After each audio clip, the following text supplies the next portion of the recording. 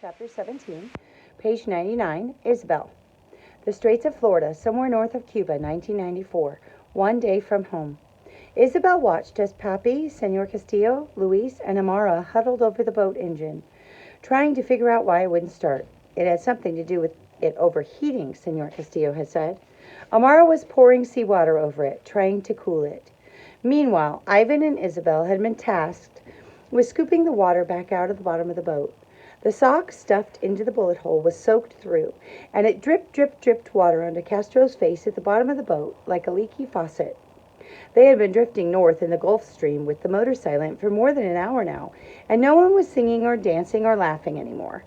Ahead of Isabel, her mother and Senora Castillo slept against each other on the narrow bench at the front of the boat where the prow came to a point.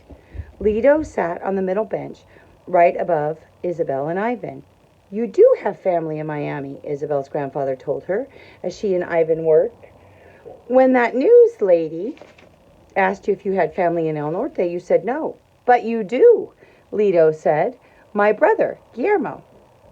Isabel and Ivan looked up at each other in surprise. "I didn't know you had a brother," Isabel said to her grandfather.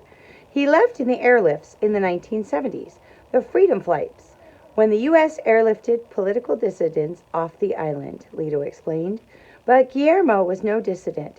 He just wanted to live in the U.S. I could have gone too. I was a police officer once, like Luis and Amara. Did you know that? Back before Castro, when Batista was president." Isabel knew that, and that Lido had lost his job during the revolution and had been sent to cut cane in the fields instead. "I could have pulled strings," Lido said, "called in favors, gotten me and your grandmother off this island." "Then you would have been born in El Norte," Ivan told Isabel. She paused in her scooping, thinking how different her life might be right now. Born in the United States. It was almost inconceivable. "We stayed because Cuba was our home," Lido said. "I didn't leave when Castro took over in 1959. I didn't leave when the U.S. sent planes in the 70s. And I didn't leave in the 80s when all those people sailed out of Mariel Harbor." Lido shook his head at the tight cluster of people worrying over the engine at the back of the boat and thumped his fist against the side. I'm on the top of page 101. "It was a mistake, leaving on this sinking coffin. I should have stayed put. All of us should have. How is Cuba worse now than it ever was? We've always been beholden to somebody else. First it was Spain, then it was the U.S., then it was Russia. First Batista, then Castro. We should have waited. Things change. They always change." "But do they ever get any better?" Ivan asked. Isabel thought that was a good question. All her life, things had only gotten worse. First, the Soviet Union collapsing, then her parents fighting, then her father trying to leave, then her grandmother dying. She waited for Lido to tell her different, to tell her that things would get better, but he looked out at the black water instead. Isabel and Ivan shared a glance. Lido's silence was answer enough. "Someone would have done something," Lido said at last. "We should have waited." "But they were going to arrest Papi," said Isabel. "I know you love your father, Chavela, but he's a fool." Ooh. Isabel's cheeks burned hot with anger and embarrassment. She loved Lido, but she loved her Papi too, and she hated to hear Lido say bad things about him. But even worse, he was saying these things in front of her best friend. She glanced quickly at Ivan. He kept his eyes on his work, pretending not to have heard. But they were right at Lido's feet. He could hear everything.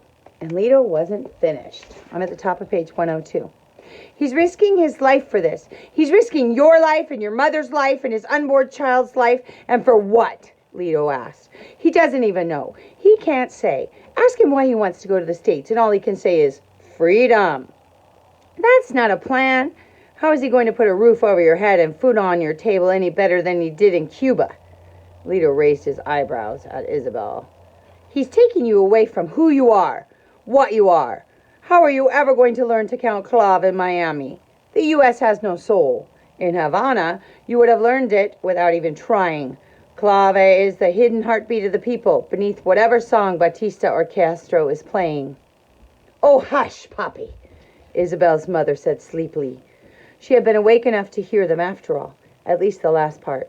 "Miami is just north of Cuba." Mommy shifted and went back to sleep, but Isabel worried that Lido was right. She had never been able to count Clav, but she had always assumed it would come to her eventually, that the rhythm of her homeland would one day whisper its secrets to her soul. But would she ever hear it now? Like trading her trumpet, had she swapped the one thing that was really hers, her music, for the chance to keep her family together? We should go back, Lido said. He wobbled to his feet. We're not too far gone, and with Castro being so lenient right now, we won't be punished for leaving. No, Lido, Isabel said. I'm on the top of page 103.